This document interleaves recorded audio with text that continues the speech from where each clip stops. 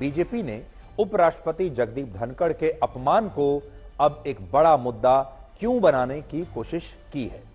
आज प्रधानमंत्री मोदी ने भी उपराष्ट्रपति जगदीप धनखड़ को फोन किया, फोन पर उनसे बात की और कहा कि वो भी पिछले 20 वर्षों से ऐसा ही अपमान सह रहे हैं। आपने देखा होगा प्रधानमंत्री मोदी अक्सर अपने भाषणों में, अपने इंटरव्यूज में ये बात कहते हैं कि विपक्ष के जो नेता हैं वो 20 वर्षों से लगातार उनका अपमान कर रहे हैं। कभी उन्हें चाय वाला कहते हैं, कभी कुछ और नाम से अपमानित करते हैं। और आज उन्होंने जगदीप धनखड़ को फोन किया और कहा कि उनका भी ऐसे ही 20 वर्षों से अपमान हो रहा है, आप इसे जो है सख्ती से सहते रहिए। आज उपराष्ट्रपति जगदीप धनखड़ ने भी राज्यसभा में कहा कि वो जाट समुदाय से आते हैं और किसान परिवार से आते हैं, इसलिए विपक्ष के सांसदों ने उनकी मिमिक्री करके जाटों को और किसानों को अपमानित किया है और इस समुदाय का मजाक उड़ाया है। जगदीप धनखड़ की कितनी बेइज्जती करो, मुझे कोई चिंता नहीं है। भारत के उपराष्ट्रपति की, किसान समाज की, मेरे वर्ग की मैं पूरी आहुति दे दूंगा हवन में। मैं खुद की परवाह नहीं करता। मेरी बेइज्जती कोई करता है, मैं सहन करता हूं, खून की घूंट पीता हूं, पर मैं ये बर्दाश्त कभी नहीं करूंगा कि मेरे पद की गरिमा मैं सुरक्षित नहीं रख पाया। इस सदन की गरिमा को सुरक्षित रखना मेरा काम है, इस पद की गरिमा रखना मेरा काम है। आप अंदाजा नहीं लगा सकते क्या हुआ है। नहीं, आप अंदाजा नहीं लगा सकते सर। मैं आपकी सुनता, आप एक फोन उठाते और मेरे से कहते, अपने बीच में फोन में वार्तालाप दशकों तक होता रहा है। इतनी बड़ी घटना हो गई, पद की गरिमा गिर गई, किसान समाज को बेइज्जत कर दिया, मेरी जाति को अपमानित कर दिया और आप चुप हैं, आपके अध्यक्ष चुप हैं। उपराष्ट्रपति जगदीप धनखड़ आपने देखा नाराज हैं और नाराज से भी ज्यादा वो आहत हैं और वो लगातार अब ये कह रहे हैं कि मेरा अपमान करके विपक्ष के नेताओं ने संविधान का अपमान तो किया ही है, क्योंकि उपराष्ट्रपति एक संवैधानिक पद है, लेकिन उसके साथ ही जिस समुदाय से वो आते हैं यानी जाट समुदाय, वो कह रहे हैं कि ये जाटों का भी अपमान है और वो देश के किसानों का भी अपमान है, क्योंकि वो जाट भी हैं और एक किसान परिवार से भी आते हैं।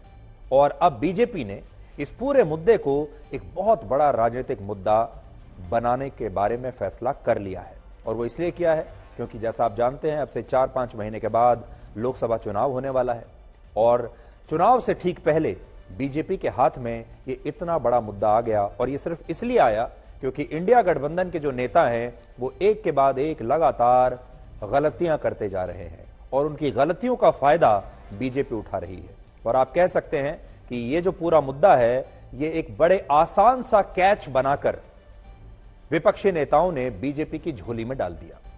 अब देखिए, भारत में जाट समुदाय की कुल आबादी 6.5% है, यानी लगभग 9 करोड़ जाट इस देश में रहते हैं। और अगर ये 9 करोड़ जाट कांग्रेस से और विपक्षी दलों से नाराज हो गए, राहुल गांधी से नाराज हो गए, तो फिर चुनाव में उनका बहुत नुकसान कर सकते हैं। हरियाणा में सबसे ज्यादा 27% आबादी जाटों की है, पंजाब में भी 25% जट सिख हैं, राजस्थान में 14% जाट हैं, यहां तक कि राजधानी दिल्ली में भी 10% आबादी जाटों की है और पश्चिम उत्तर प्रदेश में लगभग 18% आबादी जाट समुदाय के लोगों की है। और अगर ये नाराज हो गए, अगर इन्हें बीजेपी की यह बात सही लग गई, अगर इन्हें ऐसा लगा कि जगदीप धनखड़ का अपमान इनका अपना अपमान है और ये नाराज हो गए कांग्रेस से और बाकी विपक्षी दलों से, तो फिर ये उनका नुकसान करने की पूरी क्षमता रखते हैं। इसका मतलब यह है कि अगर उपराष्ट्रपति के अपमान का मुद्दा जाति से जुड़ गया तो इससे इन राज्यों में विपक्ष को बड़ा नुकसान हो सकता है चुनाव में। और जाट संघ ने इस मुद्दे पर विपक्ष का विरोध भी करना शुरू कर दिया है और दिल्ली में अब जाट समुदाय ने एक महापंचायत भी बुलाई है इस मुद्दे को लेकर। विपक्षी दल जब तक सांसदों के निलंबन का मुद्दा उठा रहे थे तब तक सब कुछ सही था। देखिए, सांसदों का जो निलंबन हुआ एक के बाद एक, उससे जनता की सहानुभूति विपक्षी सांसदों को, विपक्षी पार्टियों को मिल सकती थी। और विपक्षी जो सांसद थे, इंडिया गठबंधन जो था विपक्ष का, वो बिल्कुल सही रास्ते पर चल रहा था, वो निलंबन के मुद्दे को उठा रहा था। लेकिन विपक्षी नेता और विपक्षी दल हर बार ऐन मौके पर कोई ना कोई बड़ी गलती कर देते हैं जो उन्हें नहीं करनी चाहिए, और वो गलती ही उन्हें भारी पड़ती है। इस बार भी सांसदों का निलंबन का मुद्दा बिल्कुल ठीक था, लेकिन उन्होंने उपराष्ट्रपति का अपमान करके एक बड़ी गलती कर दी, और जो कुछ लीड उन्होंने ली थी वो सारी की सारी लीड उनकी चली गई। और ऐसा पहली बार नहीं है जब इन विपक्षी नेताओं ने गलत मुद्दा उठाया है, और ऐसा मुद्दा उठाया है जिससे जनता का कोई लेना देना ही नहीं है। विपक्ष हर बार गलत मुद्दा लेकर लोगों के बीच चला जाता है, फिर चाहे वो रफाल का मुद्दा हो, गौतम अडानी का मुद्दा हो, नए संसद भवन के उद्घाटन का मुद्दा हो, या संसद भवन में प्रधानमंत्री द्वारा सेंगोल को स्थापित करने की बात हो। ये सारे मुद्दे विपक्ष ने उठाए हैं। ज्यादातर इनमें से राहुल गांधी ने ही ये सारे मुद्दे उठाए हैं, और आज ऐसा लगता है कि राहुल गांधी शायद जनता की नब्ज को समझ नहीं पाते। और ऐसा नहीं है कि उन्हें जनता ने बार बार समझाया नहीं। 2019 में उन्होंने रफाल का मुद्दा उठाया, कोई फायदा नहीं हुआ। इसके बाद उन्होंने गौतम अडानी का मुद्दा उठाया, चुनाव में कोई फायदा नहीं हुआ। नए संसद भवन का उद्घाटन हुआ, वो मुद्दा इन्होंने उठाया, कोई फायदा नहीं हुआ। संसद में सेंगोल का मुद्दा उठाया, कोई फायदा नहीं हुआ। इसलिए आजकल हम हर रोज विपक्ष को यह बताते हैं कि अगर आपको समझ में नहीं आ रहा कि क्या सही रणनीति है, अगर आप जनता की नब्ज को नहीं समझ पा रहे हैं, तो कम से कम हमारी बात सुन लीजिए, और कम से कम इस तरह की गलतियां ना कीजिए। लोकतंत्र में अगर आपको चुनाव लड़ना है, अगर आपको जनता के बीच रहना है, अगर आप जनता के बीच के नेता बनना चाहते हैं, तो आपको यह पता होना चाहिए कि जनता से जुड़े हुए मुद्दे कौन से हैं। आज जो आप देख रहे हैं, वो एक तरीके से विपक्ष की एक और बहुत बड़ी भूल साबित होगी कि उन्होंने उपराष्ट्रपति जगदीप धनखड़ का अपमान किया है। और आप जानते हैं, हमारा जो देश है, हमारे देश में जब भी एक नेता दूसरे नेता का अपमान करता है तो हमारे देश की जनता को कभी अच्छा नहीं लगता। हमारे देश की जनता ऐसी है ही नहीं, और अपमान हमारे देश में पसंद नहीं किया जाता। हमारे संस्कार ऐसे हैं, हमारे सनातन धर्म की जो संस्कृति है वो भी ऐसी ही है। और आप पार्टियां छोड़ दीजिए, जगदीप धनखड़ अपनी मेरिट पर, अपनी मेहनत से, अपने परिश्रम से एक किसान परिवार में पैदा होकर आज उपराष्ट्रपति के पद पर पहुंचे हैं, और उम्र में ज्यादातर सांसदों और नेताओं से बड़े हैं। अगर पार्टी की विचारधारा को भी छोड़ दें तो कम से कम जो उनकी उम्र है, 72 वर्ष की उम्र, हमारे यहां तो जो बुजुर्ग होते हैं हमारे, चाहे वो किसी भी परिवार के हों, सबका सम्मान किया जाता है। और ये बात पूरी दुनिया, आज पूरे भारत के लोग देख रहे हैं।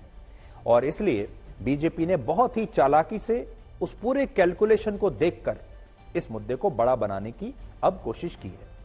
आज की दूसरी बड़ी खबर यह है कि अब निलंबित किए गए विपक्षी सांसदों की संख्या 141 से 143 हो गई है, क्योंकि आज 2 और सांसदों को बुरे व्यवहार के लिए लोकसभा से निलंबित कर दिया गया है। सोनिया गांधी ने विपक्षी सांसदों के इस निलंबन को लोकतंत्र की हत्या बताया है, और राहुल गांधी ने कहा है कि सरकार बेरोजगारी और महंगाई के मुद्दे पर डरी हुई है, इसलिए विपक्षी सांसदों पर यह कार्रवाई की जा रही है, उन्हें एक एक करके निलंबित किया जा रहा है ताकि पूरे विपक्ष का सफाया संसद से हो जाए। अपमान किसने किया, कैसे किया? वहां पे एमपीज बैठे हुए थे, मैंने उनका वीडियो लिया, मेरा वीडियो मेरे फोन पे है, मीडिया दिखा रहा है, मीडिया कह रहा है, मोदी जी कह रहे हैं, किसी ने कुछ कहा ही नहीं है, अपनी कास्ट भी लिया है सर, किसी ने कुछ नहीं वहां पे किसानों का अपमान किया। नहीं सुनिए, देखिए वहां पे हमारे 150 एमपीज को बाहर फेंक दिया है, ठीक है, उसके बारे में मीडिया में कोई चर्चा नहीं हो रही है, ठीक है, उनको आपने पार्लियामेंट से बाहर उठा के फेंक दिया, उसकी कोई चर्चा नहीं हो रही है। अदानी जी पे कोई चर्चा नहीं हो रही है। राफेल पे फ्रांस ने कहा है कि भैया इन्वेस्टिगेशन नहीं अलाउ हो रहा, उस पर कोई चर्चा नहीं हो रही है। बेरोजगारी पे कोई चर्चा नहीं हो रही है।